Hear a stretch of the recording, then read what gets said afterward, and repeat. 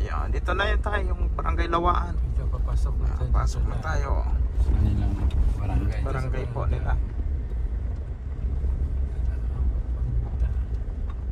Ang lapit tayo, no? Malapit lang. Sa unahan lang. Andun pa tayo tayo. Daya doon nga ni Ninita Ito sa Davao. Oo, daya. Opo. And anak asawa. Kita ito sa Davao. Opo, anak niya ito po. Anak niya. May anak Davao. Tagum. Opo. Tagum sa iyo, di ba? Taga. Opo. Sinundo namin sa Sinundo namin sa terminal. terminal. Hindi kami pati man hindi sa maniwala na may pamilya. Ano, sabi dito ni Lita na yan, wala. Mayroon daw siya, ampun. Shock na kami. At saka hindi kami ano dyan kasi naging tanod namin. Ngayon lang namin niya nakilala sila. Ninita. Kasi Oo. doon sila sa may kwan. Oo, sa small nga isla. Isla. Kaya hindi alam talaga to. No. Kagawad. Parang ang pakilala ni Nanay Ninita, single siya. Wala siyang asawa. Yes. Yun ang pagkasabi ni Tanod, ni Tanod. Kasi Bati. tanod ng barangay nito Yo. si Jesus. Oh, si Jesus, yes. Tanod dito sa barangay na to. Sa Karagawad. Ito yung bunso daw ng anak ni ni Nanay Ninita. Bunso na to. Bunso po ito. Ito si Ivan Masamo. I-confirm po kasi namin dyan. Kun siya talaga yon. Okay. So hindi abigid na ang ano na. Opo. Sa isla abis. Hindi masarap. Pero yung lalaki si Jesus, Oo, dito, palagi niyong kilala. pag-duty niya dito. Ay, Pero ano nung kwento din niya sa asawa niya? wala rin. Wala ding kwento. Nalaman niya ito nang nangyari nung last. Correct, yeah. Oh, So totally na shock kayo. Siyak kami, no? Kasi ang sabi lang ng babae na niya, tsaka hindi man lumalabas yan dito. Nga, gatakas ba? Opo. No. Ang galing sabi, doon sa may isla papunta dito. May ano siya, pero ampon. Wala siya May anak siya na may ampon. No. Ampon lang. Walang anak. Walang anak. Bali yun po yung naging reaction niya po doon sa sinabi niya na ampon lang po yung meron siya. Sabi daw. Mayroon siya, pero ampon. May ampon po Walang kasi sinabi talaga na may anak. yung mother naman namin po is may ampon. Bali yung panganay naming kapatid na babae na nasa ibang May bansa. ampon talaga. Nasa ibang bansa na ngayon. Yes po. Legally adopted daw nila yun. Legal ka. Oo, totoong adopted. Kasi yung mama mo, one time ko lang yan na-meet nung pinatawag nung ano ba yun, nag-file siya case kasi yung isla na yun, parang may small fish pan sila, may nagnakaw daw. Yan. So yun ko lang siya na-meet dito. Midway pala yung course na. Course, midwife pala yan. Ito yung asawa niya. Steve Federico. Real wife ni Husband po. husband ni Oh, ni Ninita yung pangalan niya dito dinadala. Ito may reinforce. Ito Meron talaga. daw- meron daw Mas ano alam ito, kasi may- tumira daw si dalawa, ano. Yeah? Kapatid ko nung bagay yung Marriage Mr. Secretary, yun ang kanilang Ay, marriage contract. wow! Legal talaga. You see? Kailan dyan? Ano, nung pizza imong pinanganak tagalaga dyan? marriage contract yata yan. Marriage contract ito? Marriage. Ikaw nga, Yet? Kasi Yet, si Barangay Secretary. Oo, kasi... Sir, ano ba yung nakalagay dyan, sir? Yan eh, si Jesus. Medyo malabo ng Sa konti. mother ko is dito po. Dito yung, Mother side. oo, si Ni, ano Yun to? po yung true name niya, Closerfida Cluserpida. De Juan po. Silvida de Juan. Yung dala-dala niyang apelyido ngayon is yung apelyido ng mama na sa pagkadalaga. Hindi niya dinala yung apelido ni Papa mo. Hindi po. So, Papa, Ngayon para maging 100% po yung naging ano namin, real son. yung confirmation dyan para walang pagdududa. Kaya namin pinuntahan po para Makita nila. Kasi tumira sa inyo si Tano, di ba? Natira sa inyo, Mr. Secretary? Oo, nung bagong dating sila galing Manila, sabi ng tatay ko, kasi hindi man ako dito nakatira ng matagal na usipa, punta-punta ako ng Manila eh. Pagaling nila ng Manila, dito sila tumira sa bahay ng ilang months bago sila magpatayo ng bahay nila doon sa isla. Dito pa nga sila kumukuha ng materials like yung kawayan, tsaka dinaldala doon. Pero ilang months lang naman. Ilang months lang naman. Kasi matagal kami magkakilala ni Jesus. Kasi isang church kami, Seventh-day Adventist Church sa New Washington. Kaya matagal kami magkakilala niya. Pero wala po silang na-open po sa inyo po no? About kay Nanay Ninita. Wala talaga. Wala talaga siyang na-open. Sabi nga ni Jesus kagabi is, konti lang talaga yung alam niya kasi hindi naman sinasabi ni Ninita sa kanya lahat-lahat. Paano? Hindi nga niya alam na ako sabi nga ni Jesus, parang di nga niya daw alam na may mga anak. Yung alam niya is may ampon. Meron siyang ampon. Yun lang yung alam niya. Para malaman nila kagawad, paano sila nagkilala ni Tay Jesus? Yung pagkakaalam ko, nagkakilala sila sa Iloilo. Iloilo sila nagkakilala. Then, nagkasama din sila sa Cavite. Parang nandun na yata sila nagkamabutihan. And then, yun na, nagsama sila. Umuwi dito sa Aklan. Kasi taga-Aklan si Jesus. Hindi yun siya, taga-Aklan, parang Kapis. Si Jesus? Hindi rin pala taga... Hindi. Yung ang asawa niya una, taga-Mabusaw ata. Mambusaw. Kasi yung asawa niya dati is church member din namin. Kami-member din namin sila ng mga Adventist sa New Washington. Pero sila yan, galing sila sa Mambusaw, nagiging sila yan na naging bantay ba sa sa palaisdaan. Pispan. Sa Pispan. Kasi marami sila dyan, mga bantay sa Pispan, puro taga doon. Kahit may alam sila sa Pispan, kaya doon sila sa Pispan na ninirahan. Doon sila dati, doon talaga sila nagtagal ng dati. Kumusta naman sila doon yung pagsama-sama nila, Mr. Well, kasi di namin alam kung ano yung situation nila doon kasi nga naghiwalay na kami ng church dati, wala pa siyang asawa. Isang church lang talaga kami sa New Washington. Sa Seventh-day Adventist Church sa New Washington. Pero ngayon naghiwalay kami, meron na kami sariling church dito sa Puis. Kaya hindi kami masyadong nagkakasama. Doon siya, dito ka rin? Oo, dito kami. Naglipat na kami. Okay. So simula sa po nandyan sila, minsan lang daw dito nakapunta si Nanay Ninita kung tawagin. Pero ang totoong pangalan, Floserpida. Ayun yung pakilala niya kay Jesus. Ninita. Ninita, Tunyakaw, Dihuan. Yun yung Nining. tawag dito sa kanya, Nining. Sa simbahan ninyo, hindi sila nagpakasal dalawa ni Tay Jesus? No. Yun pong Nining, yun po yung nickname niya. Nining talaga, sakto. Yun yung tawag sa kanya dito. Nining rin pala talaga ang kanyang nickname. Yun po yung nickname ni mother po namin. Kaya Nining talaga sa dalawa anak nila. Tapos naging nung may nasabi kasi si Tatay Jesus na 9 years na daw sila nagsasama. So parang nagtugma doon sa taong nawala siya. Pagkabibilangin po pa isa-isa. Kasi sabi nga niya, eksakto po 13 years daw siyang hinahanap ng sabi ni Brother Jesse is 13 years daw siya hinahanap hindi nagpahanap sa pamilya niya, parang I don't know kung nagtatago siya. Talaga siya. Hindi siya nagparamdam, nagpakita. Di nga siya nagsasabi ng lahat ng information. Kulang talaga yung kaalaman niya Brother Jess about kay Ninita. Hindi man yung nakita na baka may pagtampo, parang gano'n. Di namin alam masyado kung ano, pero siguro mas mabuti siya na lang yung tanongin nyo kasi sila man talaga yung Si Tatay Jess. Siya makapagkwento niyan kung ano ba talaga yung Saan si Tatay napapansin Jesus niya. makaroon? Ito sa Anda. Doon. Ang kapo na biyaho.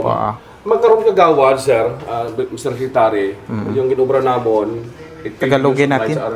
Para may... Kami nagsugal ka na sa airport.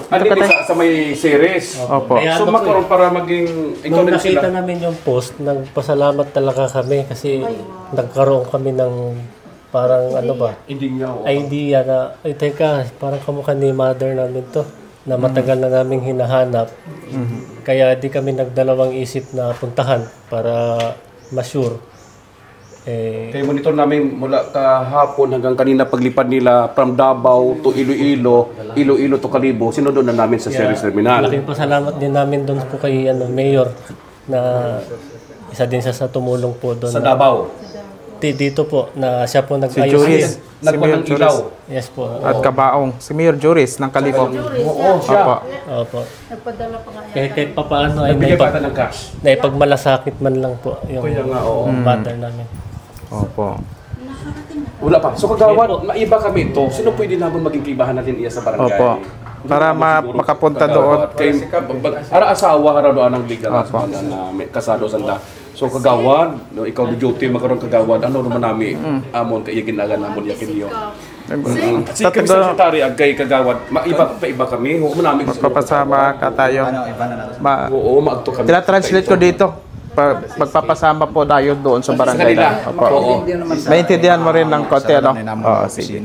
Pwede, oh. Thank you, good sir, ha? Sino ang isa din first name? Edgar Teodosio Magluyan. Magluyan. And barangay kagawad. Jeneline Laurentiis Snyders. Parinte kita. Oh, Sige. Snyders. Yeah, sa Laurentiis. Okay. Yan, lapit na tayo, tay. Ganyan naman ang mga kwan dito dyan. Ayan, ang ano nila, yun, doon sila nakatira, oh.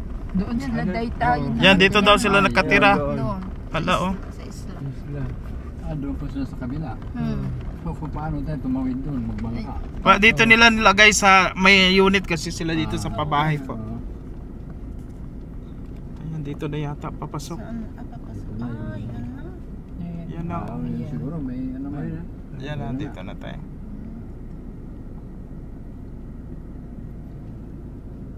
Kilala mo na siya kung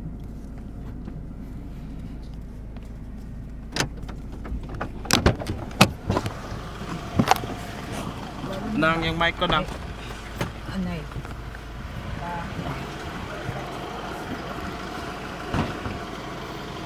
dito na kayo. Ay, anay mo bag, day. Ay, iwan mo muna dyan, bag mo. Bag na mamaya natin. Lagyan na lang kitang microphone dito tayo, ha. Wait lang. Susiin. Mayong hapon.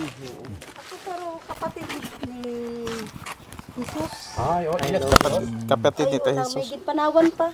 Daya si Tay Pidekwan, yung anak mo na. Yung anak pa. Mayad man to, pasalamat kami nga. Ito, Tagalogin mo lang. Natandaan mo ba yung, naintindihan mo yung salita ko? Naklan? Hindi. Medyo malalim po. Itagalog mo na lang. Tagalog mo na lang. Ano kami na Panawagan, siya nagpanawagan din eh. Opo. na anuhan nyo yung mama ninyo. Kaya nga po, nagpasalamat. Oh, dito tayo. Oo, kasi Dahil kami, mainit masyado hindi dito, namin alam yung ano ni mama mo. Kasi hindi naman siya sa amin nagkikwento. Bali yung talagang tinago niya po Oo. yung personal past life niya po. Oo. Nung nagulat lang ako nung tawagan ako ng pamangkin ko na nag-ano daw kayo sa radyo na kausapin yung kapatid ko.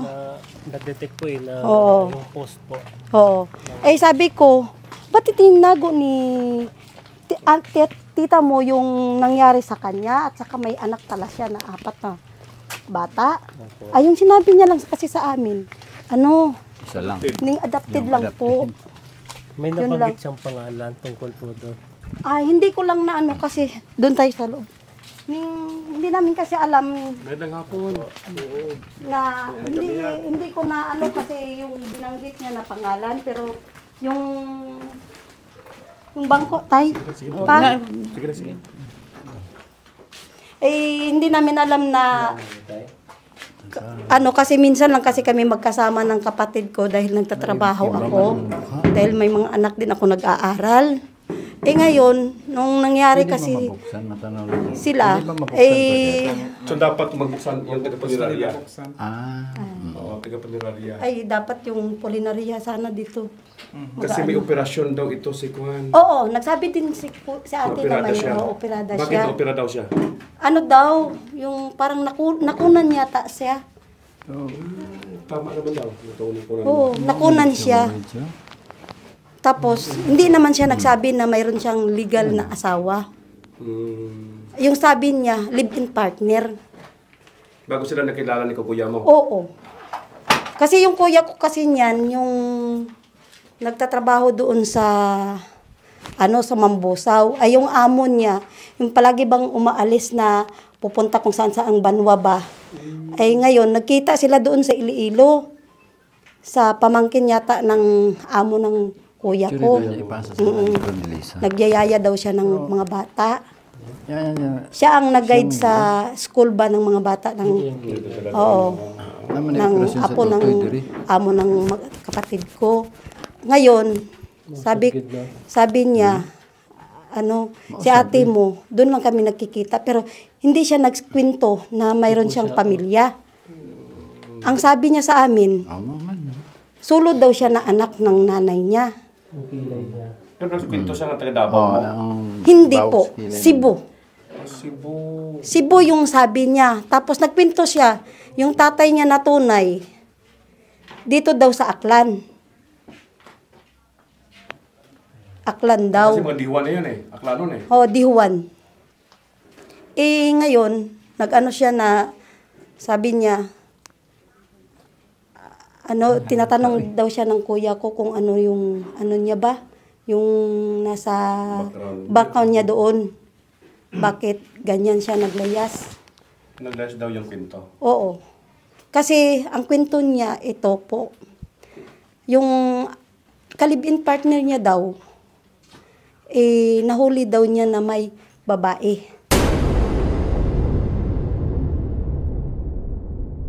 Yan ang sabi? Oo. Tapos, nung pagkahuli niya, lagi daw siyang binubugbog. Ang ganda ng kwento. At kinukulong daw siya sa kwarto. Yung parang dahilan na niya. Oo. Tapos buntis daw siya. Lagi daw siyang sinasaktan. Nakunan daw siya. Yun ang kwento. Oo.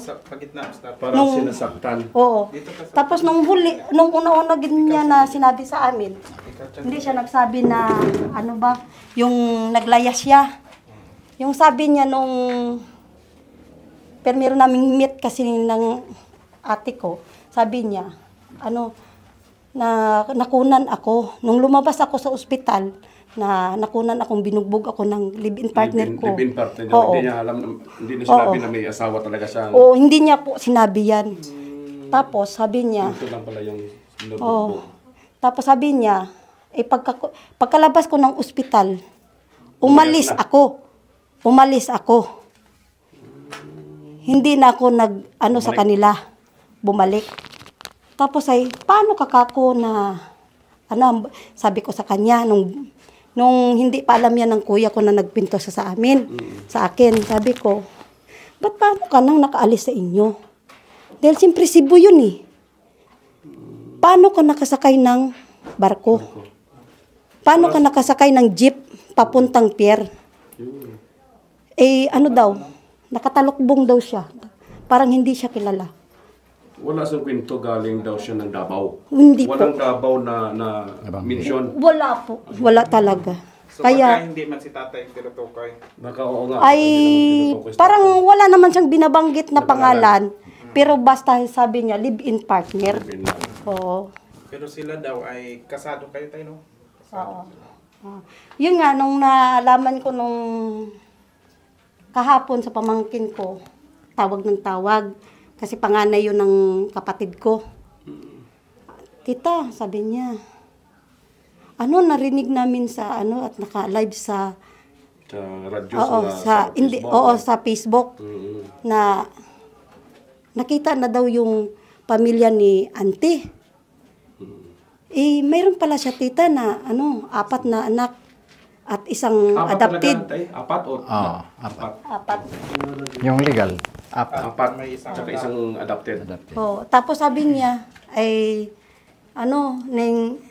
yung bunso niya daw kamukha daw ng mama niya. At saka yung picture sabi niya, si Auntie Ninita talaga, sabi ng ganun. Mo nga, sabi ko sa pamangkin ko, i-chat mo nga kung sino dyan ang nakapangalan. I-verify mo. Kung gusto nilang makita yung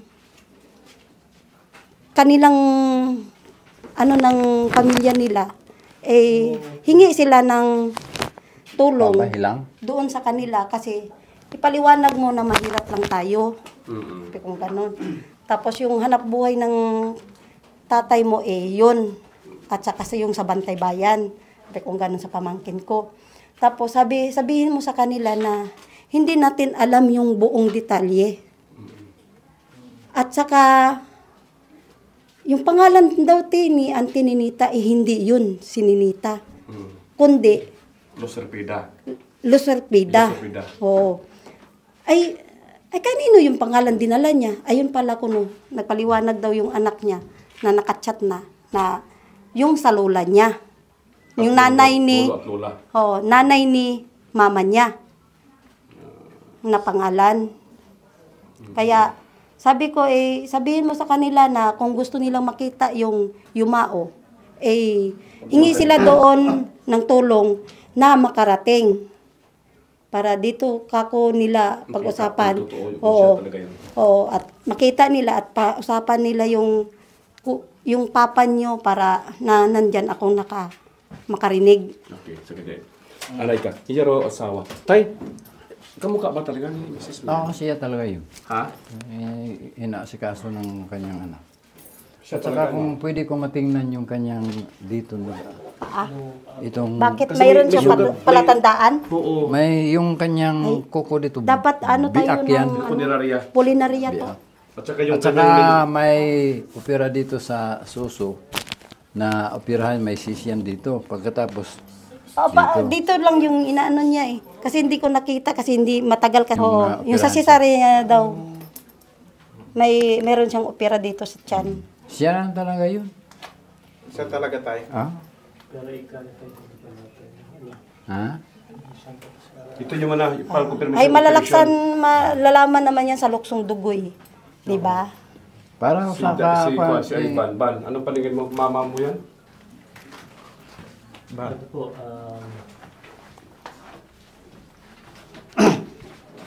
sa mga sign po is detect naman namin na siya. Kasi yung mukha niya nung buhay pa siya at ito na ngayon operahan na siya kasi napa na siya. May mga gamot pa sa katawan niya pero Additional na lang natin yung iba pa na niya, senyales po. Ano yung palatandaan nga ninyo, Ban? Yung cesarean na operation po niya sa tiyan, tsaka yung may crack po yung kuko niya sa paa. daw dito daw sa Kasi kapag na-injectan kasi ng formalin yung katawan, medyo nagbabago yung mukha. Opo. Tapos yung sa ngipin niya, masyadong mapayat siya. May crack siya dyan. Sa center. Opo. Payat talaga yan. may crack sa ngipin niya. May sira. Parang mayroon yata. Kasi May dati Malalaman ba siya niya mga picture? May dating mga picture. Yung kanyang niya mga po. gamit, sis, Pwede po asan ba yung mga gamit makita. niya? Hindi ko lang alam po. Baka doon yung mga kanya. May para Malalaman niya matingnan mamaya. natin. kung Pero ano. mayroon kayong mga dala na Marriage contract niya. yung marriage contract Oo. niya at saka yung ng mga bata. Oo. Andyan ito yung personal anak ko. May Mamaya lang to para maano ni So sige, tatay dito mo muna tayo sa labas. medyo mainit. Ayun na bahala muna sa kanila. Yes. Ore. Ngayong hapon. Oo, gapon. Kung ano ka ta Diyos. Kata ng asawa ko na.